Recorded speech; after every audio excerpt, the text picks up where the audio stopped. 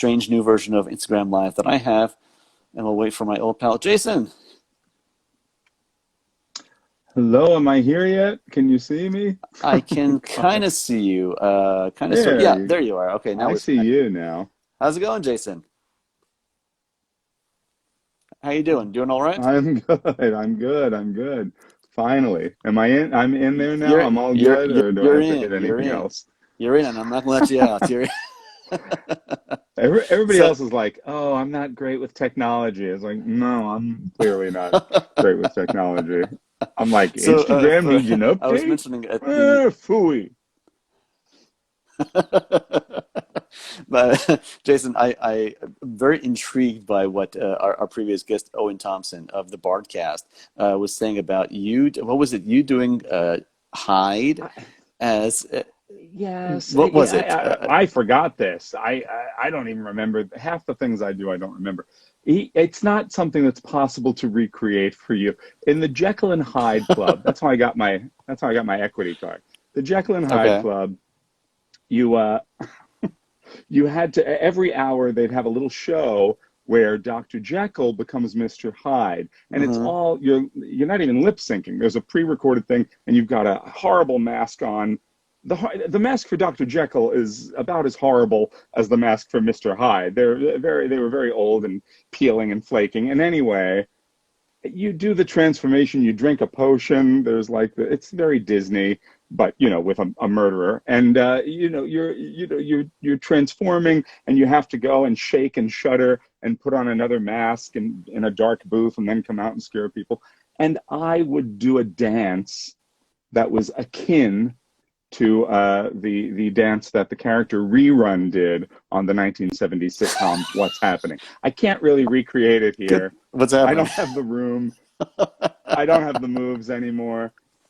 But All so right. it's Well, not like listen. an I impersonation know I can Jason do from here. I know Jason. Jason and I go back to our college days. Both went to university together, and Yes. I recall that Jason at that time was one of the best guys in the college the theater program at that time. Thanks. And there's certain guys that you just know that they have star written all over them. That they're okay. You finish up at university, you're going to go on. This guy's going to be on Broadway. This guy's going to be on like all over the place. And I knew you were one of those guys. And I, in subsequent years, every time I look at something from whichever group is doing Shakespeare around town, whether it's Red Bull Hmm. Theater or Bedlam or Hudson Valley Shakespeare, it's like, and Jason O'Connell as so you've been doing a ton of great work all around Very town lucky. in the past several years, in the past number of years. Uh, Yeah.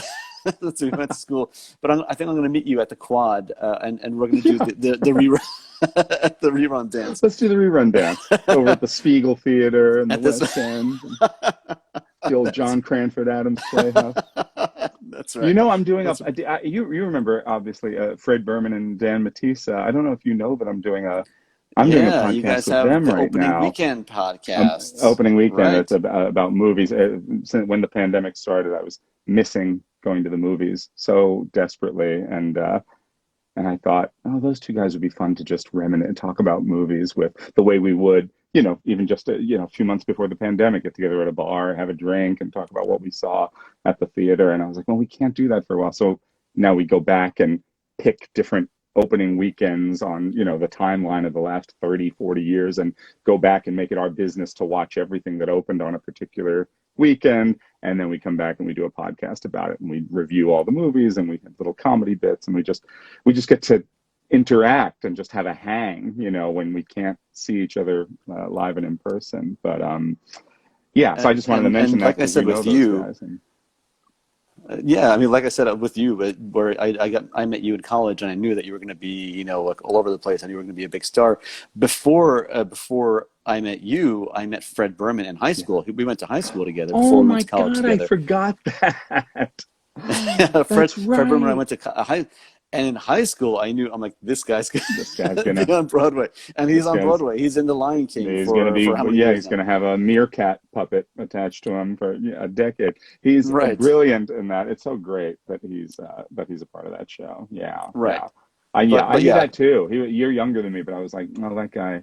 He's got it. He's got it all figured out. He's gonna The make his way. Yeah. so the two of you, the two of the most shining stars from our crowd back in college in those days, are doing big things in the New York scene right now, and you're doing them together in the Opening Weekend podcast, which I highly encourage everyone to We're check having out. fun. It's a very fun, We're having and fun. even if it's just to see the art you put together for each episode, where you put your faces into whatever the characters were, whether it's Fred three men and a baby, Fred does or all that whatever it is. photoshopping. Yeah, we all have different kind of departments, things that we kind of focus on in preparation for it. But no, it's really fun, and it was a way to really stay.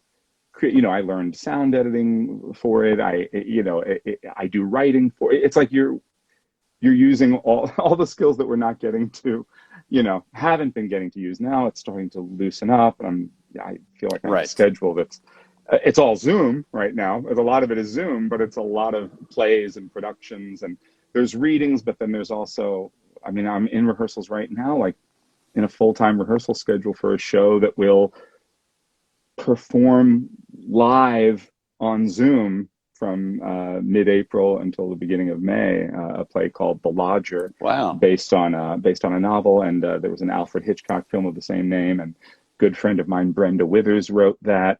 She was the co-writer of the Cyrano adaptation that I did last year. She and I wrote that together, and we've been friends for a long time. And anyway, she wrote this piece, and I'm doing it for Northern Stage. Northern Stage in Vermont is the producer, but I'm going to be performing from here in my office in Forest Hills in Queens. It's a surreal new world, and we're finding ways to make it work. But then, hopefully, looking forward to live performance again. And So to that end, yeah, yeah, as you say, we've all been in the Zoom world for the past several months, and even that's starting to loosen up, where we're getting to a little bit more of like a live performance schedule format. But yeah, there has been a move towards the public theater announced. I think HVSF, Hudson Valley Shakespeare Festival, they announced that they're going to be returning to live performances, and of course it'll be in a format where people are a little bit socially distanced. They're not going to be sitting right yeah. next to each other. People would be wearing masks, but it is a return to live performance. It's a big step forward, and so and every little bit of ground we can gain is really, it's really exciting.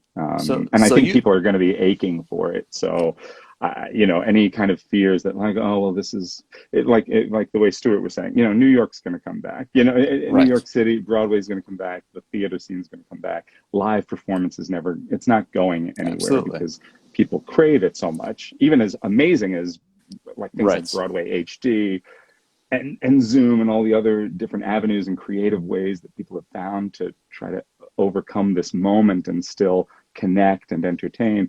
It doesn't. Nothing will beat people gathering together to experience Shakespeare and theater in general, and Right. I'm excited for that. So Yeah, there's nothing quite like that intimate connection between the performer and the audience, that electric connection between the one side and the other.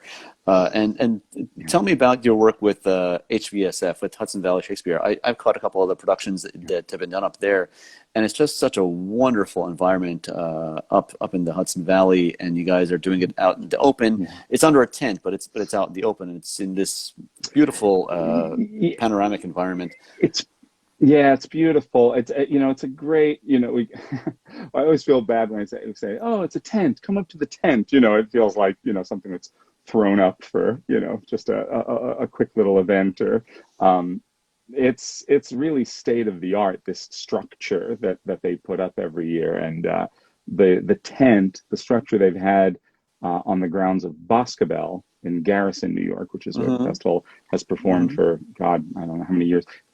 This structure, this tent that they use now, has been the venue since 2006. But it's great because it's totally open air, but it also allows us to perform no matter what the weather is doing. There is a gigantic, beautiful lawn, an expanse that stretches out, and a view of the Hudson River. It's the most gorgeous backdrop against which to do a play. But the playing space, the Right. nominal playing space itself is covered, and the audience is covered. And so even during a storm, we can carry through until it just gets too loud until the rain gets too loud on the tent, and then we pause, and then we come back as soon as it passes. I mean, we really never cancel a show there. You just kind of, even if you have to take these Right. pauses, you know, the evening could stretch into the wee hours, but we get the play done. It's a gorgeous place, and actually, I believe Hudson Valley this coming season, everyone's hoping, you know, the intent is for there to be a season this summer. But that would be, I believe, the last season at Boscobel.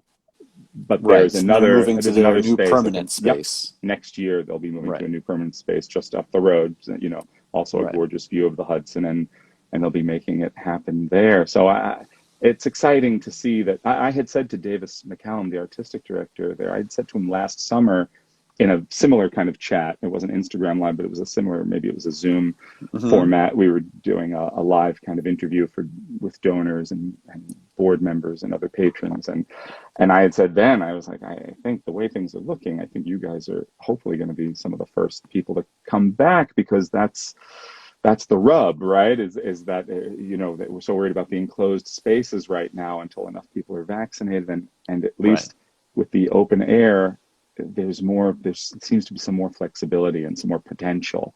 So it's exciting. It's exciting. And yeah, my history with them goes back since 2008. And the thing I love about them, you know, it's a gorgeous place to work, but there's great respect for Shakespeare's plays and language and the characters. Absolutely. But there's also a beautiful strain of irreverence that I love as somebody who really had a stand-up comedy background and sketch comedy background before I ever did Shakespeare at Hofstra, and that's just because of that environment, that anything can happen. Wild animals can run across the stage at any moment. You know, there is a kind of, you're at the mercy of the elements. Sometimes a storm's going to blow through, and whatever whatever kind of perfect moment you thought you were going to have to deliver this soliloquy, well, now you're battling, you know, rain or mosquitoes or a wind, a little mini dust storm, or a bat flies through, you know, and you've got to work with it. You've got to be in the moment and be able to spontaneously respond. And the audience want to, you know, engage with you in those moments. They want to know that, you know, this is kind of crazy. And so there's a real live wire feeling performing out there that is, you know, you don't always get that. The couple of times that I've been up there, there's something unique about that environment. There's a real electric energy to the crowd there. The crowd is really, really into it. And I don't remember what shows. It was a couple of different shows, but each show it was like more intense than the previous one. I think there was one part where one of the actresses lost a line. And even just her losing a line and taking a minute to catch herself, the audience went nuts, and the audience was so into it. So it's a wonderful place to work. And I think you've done most of your work with Shakespeare with them over the past decade or so. Is that right? Yeah, I would say so. I mean, I've worked at great places like American Players Theater in Wisconsin, and I've worked at the Texas Shakespeare Festival and the Nebraska Shakespeare Festival. I've kind of been happily and luckily all over the country doing it, but you're right. In the last, I'd say I've done 10 of the last 13 seasons of the Hudson Valley Shakespeare Festival. And so, yeah, and it's a long contract usually. You know, you start rehearsing in April, you open the shows because it's up to four shows running in repertory. They start performing for audiences in June. They run until Labor Day. So that's a big chunk of your year spent with that company when you make that commitment. And yeah, so a lot of the Shakespeare I've been doing since 2008, most of it has been with Hudson Valley, and it's a phenomenal place. And I've gotten to do dream parts there, and you know, some things that have been moved to the city. Like I did a Midsummer Night's Dream there a few years ago where it was just 5 actors, and I played Bottom and Puck, I did those two roles as well as a Geas, but it was really the challenge of playing bottom and Puck simultaneously. It was really exciting, and then that moved to off Broadway, and we did that for a while in New York. So it's Fantastic. yeah, it's been a wonderful place to call home. Couple of other things I want to ask you about before we run out of time, Jason. There was something you did not Shakespeare, but something you did a couple of years ago that looked so fun.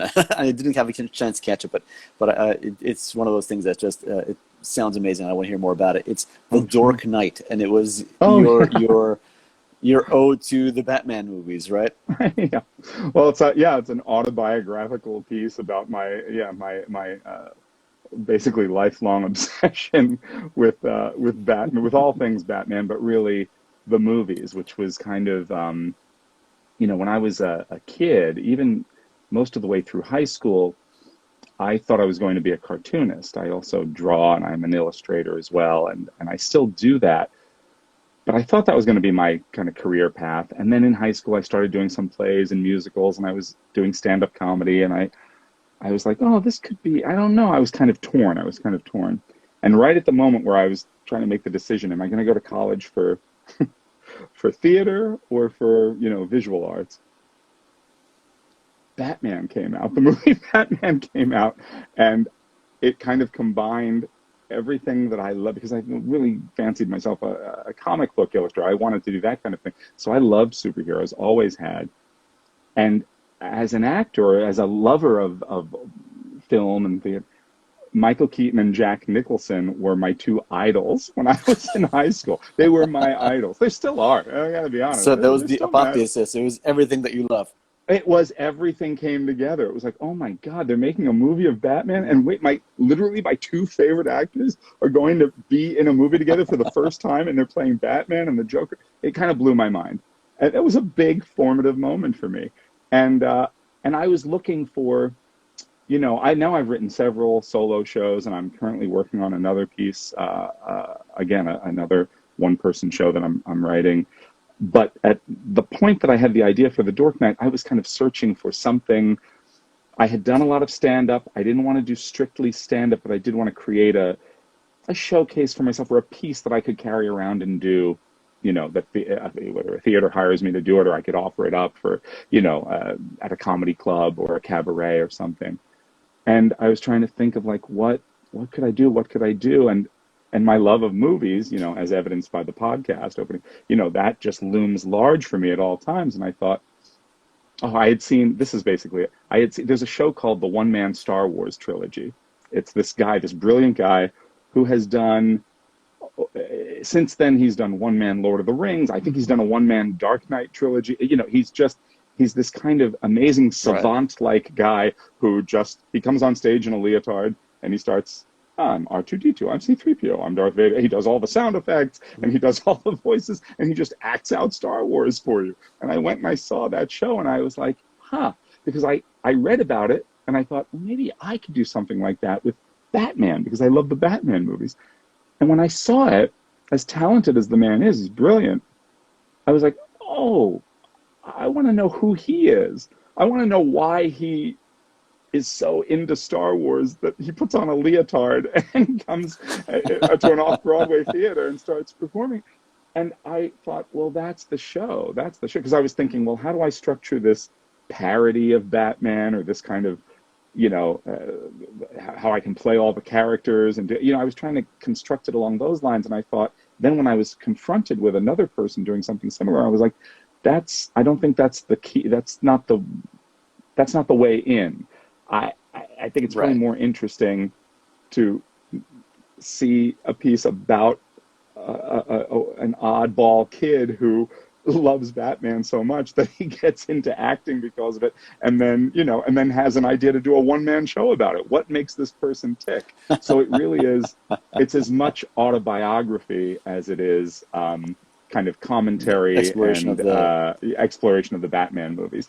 And it's been funny how I was able to see how along the timeline, from the Tim Burton to the Joel Schumacher to the Christopher Nolan Batman movies, how when each of those movies came out, where I was at a certain point in my life, and how I was able to track the connections, like what it was about the movies that appealed to me or disgusted me or annoyed me at a certain time in my life when I was viewing them and experiencing them.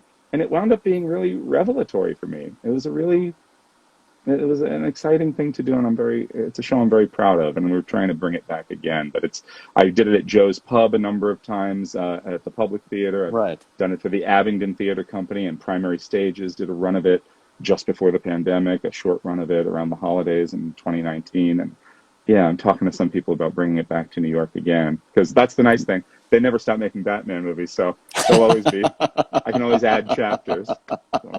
So, and then you Anyway. also have did I read correctly? You have a one-person version of Hamlet, a one-man Hamlet that you do. I'm working on I am working on a one-man version of Hamlet. It's something that I've been intrigued by and talking to some directors about. But what I have right now, this is a separate piece called Fat and Scant of Breath, and it is much like the Dork Night. It's, as opposed to just a one-man version of Hamlet, it's again my personal connection to Hamlet, to the play, to the various characters, my multiple experiences with the play over the course of my career, from starting at Hofstra when I got to work on the play at Hofstra, but even before that, when I was afraid of Shakespeare and didn't want to do any Shakespeare, and people were saying, "Why are you going to Hofstra University? They do a big Shakespeare play every year." And I was like, I didn't realize Right. how I kind of overcame my fear of Shakespeare through Hamlet, and then also fell in love with Shakespeare through Hamlet, and how, again, much like the Dork Night, how Hamlet has kind of carried me through these different ups and downs in my life, whether I was playing the part, which I've been lucky to do a couple of times, or whether I was playing something else in it, or just trying to get the part, auditioning for it and falling flat, or getting a bad review for playing something that I wasn't old enough to be playing, or there's all sorts of different stories that comprise the whole. But yeah, it's really kind of about how that play as a whole and that character in particular, how much it's meant to me over the course of my life and career. Yeah.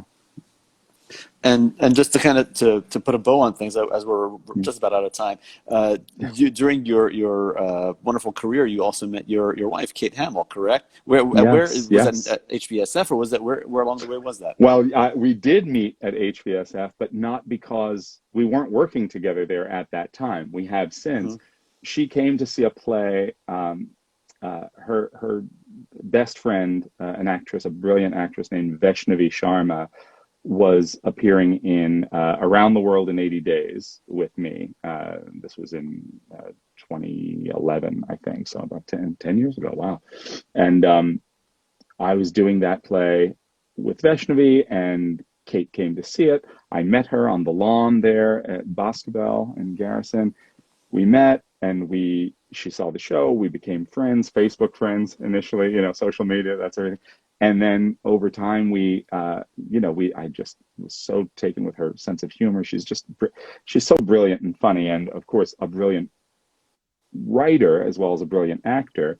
I didn't know any of that at the time. I just knew she was this cool, cute girl who was funny on social media. And then we were friends for about a year, and then she said, "Oh, I've written this play." Her first play was Sense and Sensibility, this adaptation of Sense and Sensibility, which really put her on the map as a playwright. And she said, I've never written a play before, but this is my first one. I was thinking of you for this specific track. Would you do a reading of it? So I did a very informal reading one night, literally after a rehearsal for Hudson Valley Shakespeare Festival the following year after I met her. I took a subway down, met in this it was like a broom closet, and like 6 people read this first draft of her Sense and Sensibility. And I was blown away by it. I was like, I can't believe this is your first play. I just thought it was so brilliant. Again, for the same reasons that I love Hudson Valley, I was like, this is, because it's the heart of the story. It's all the beauty and all the emotion of the Jane Austen, but it's got this irreverence that's shot through it, this sense of humor that is just, it's exactly my taste. And I thought she did it brilliantly. And so we reconnected because of that piece. And then, you know, and then over time, then we started dating again, and then we started dating again. We started dating, and then over the next year or two, then that play had a life off Broadway, and we ran it for a year off Broadway, and then since then, now she's written, you know, she's really prolific. She's done so many different She's all over the wonderful. place now. She's all over the place. And then we got to do, and in that play though, Sense and Sensibility, I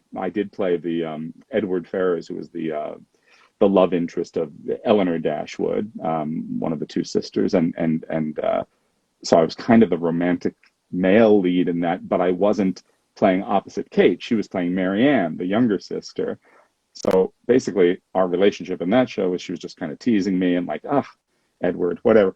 So then she wrote her adaptation of Pride and Prejudice, and we got to do that at Hudson Valley as Lizzie Bennet and Mr. Darcy, and that was really special. Isn't that fantastic? And then it was great. It was great, and I always feel lucky to be in her plays, and she was in My Cyrano when I first wrote that. I directed it in Texas. The first production was in Texas a few years ago, and she played Roxanne in that. So I've gotten to direct her in things that I've written. I've acted in things she's written. I've directed her plays before. We love working together. I'm very, very lucky.